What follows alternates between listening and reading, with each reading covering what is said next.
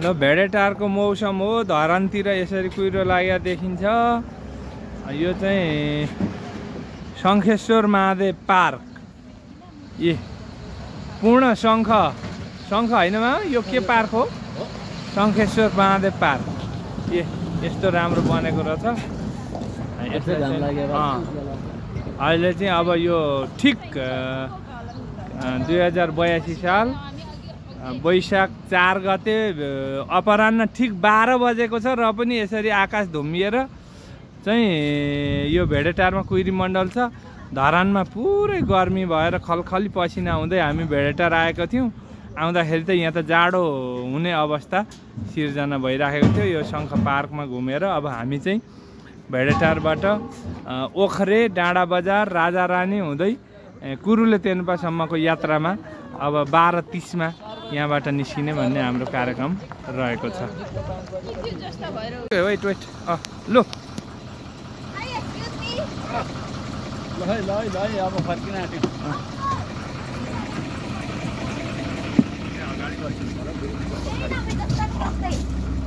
के छ गुरुजी? Good morning.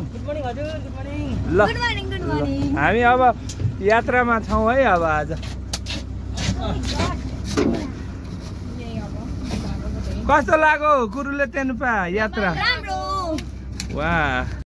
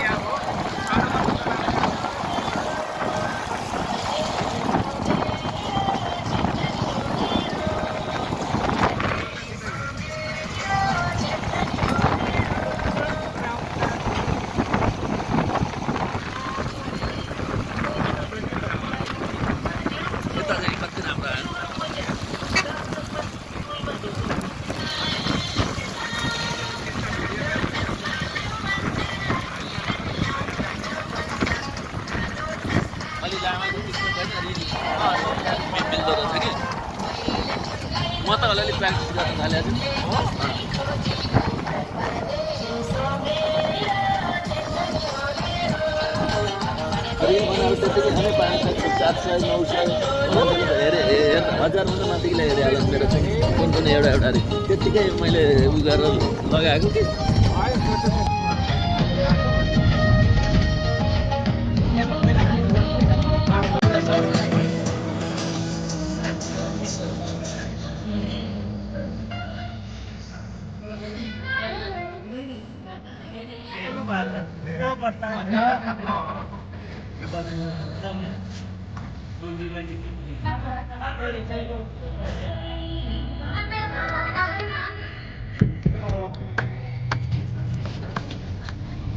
ल चढ्नु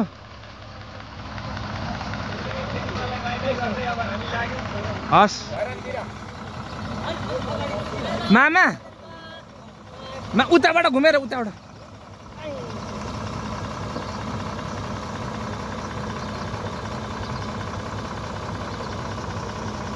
म पनि आउँछु कुद्दै। ल मान्छे बसिरहेको भने नि मान्छे भएपछि केही नै नहुँदो रहेछ क्या हो त त्यहाँ पनि एउटा मान्छे बस्ने थियो भने नि तपाईँ हाम्रा उहाँका घर भत्किँदैनन् थिए यो चोरहरूले भत्काएर जबरजस्ती लगेका मात्रै हुन् क्या नभए टिनको छानु भएको त पानी त पिएको थिएन नि त त्यति स्कुल थियो हेर्नु शुक्रबारे बजार चौबिसे गाउँपालिका वार्ड नम्बर 2 हो एक राजा रानी भन्ज्याङ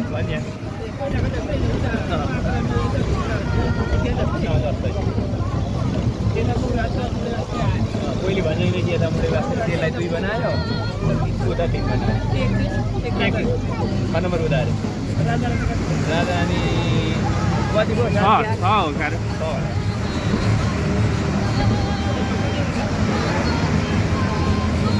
कति 9वटा 11वटा 9वटा 11 थियो भने त पालिकै पुगिहाल्थ्यो नगरपालिका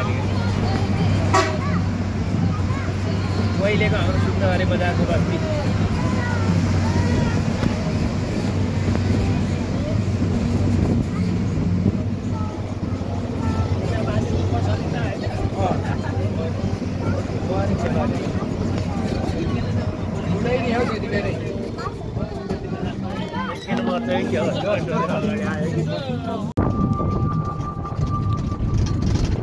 हामी 24 गाउँपालिकाको सदरमुकाम राजारानी आइपुगेका छौँ। यहाँ राजारानी ताल पुग्न लागेका छौँ। हामी धाराबाट अगाडि बढिसकेका छौँ। राजारानी तालको दृश्य देखिसकेको छ। हाम्रो यो तालमा बोटिङ गर्ने कार्यक्रम पनि रहेको थियो, तर समय अभावको कारण हामी पर्याप्त समय दिएर बोटिङमा सहभागी हुने सम्भावना चाहिँ कम भइरहेको अवस्थामा। तर पनि अब यो हामीले जे यात्रा गरिरहेछौँ त्यो इम्पोर्टेन्ट तरिकाले आनन्द लिइरहेछौँ राजारानी तालको।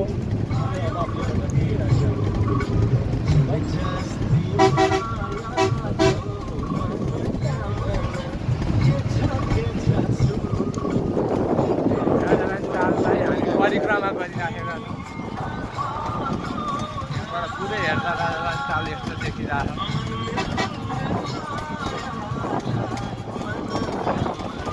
पर्यटकको घुइँचो गाडी एउटा बससँगै आएर बसिराखेको छ। राजारानी ताल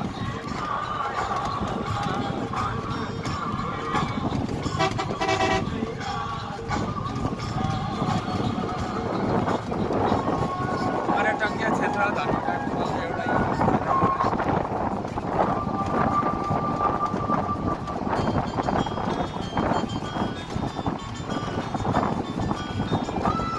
6 नम्बर बुधबारे हुँदै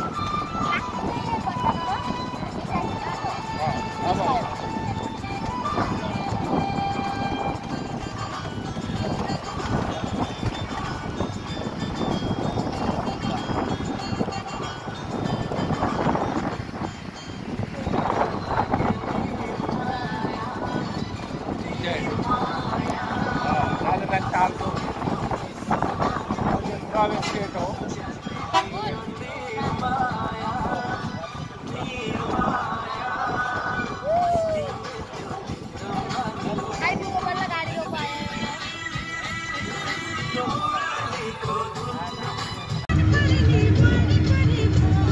नम्बर बुधबारेबाट फर्किँदैछौँ हामी सौर्य बजारसम्मको यो भिडियो प्रस्तुति हेर्नु होला।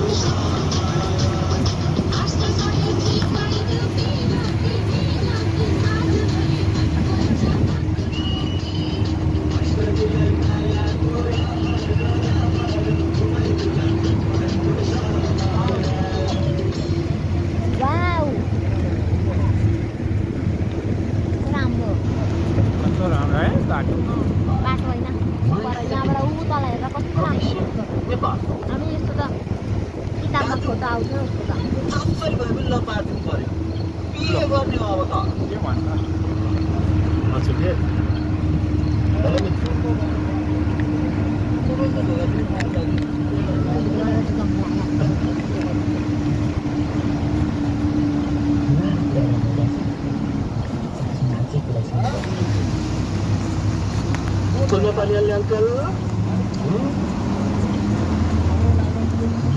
jadi ini itu sorry sorry kita nak है केटी हेर्न हजुर बिहा गर्ने यस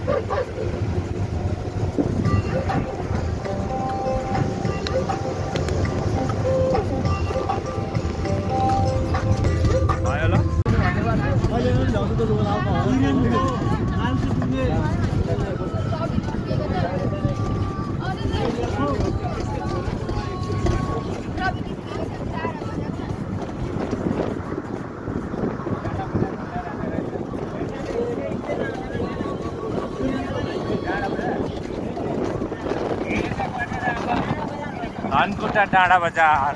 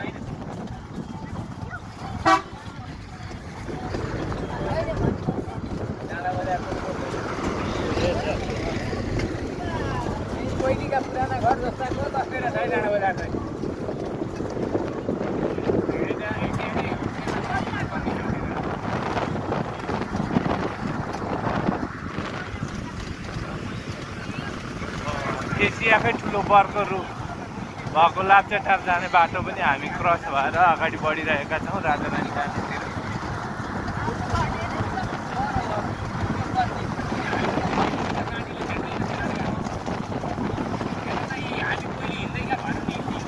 यो डाँडा बजारको बाटो अहिले धेरै राम्रो भएछ।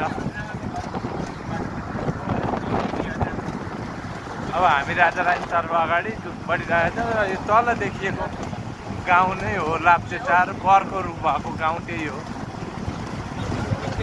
बर्को रुख पनि देखिरहेछ। त्यो तल देखिएको ठुलो रुख नै बर्को रुख, एसियाको ठुलो बर्को रुख हो।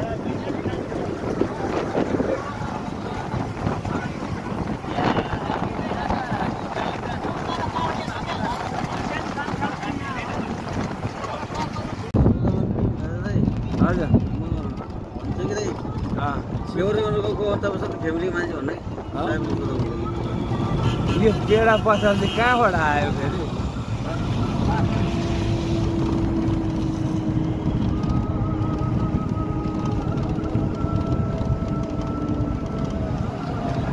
चतरा गाडी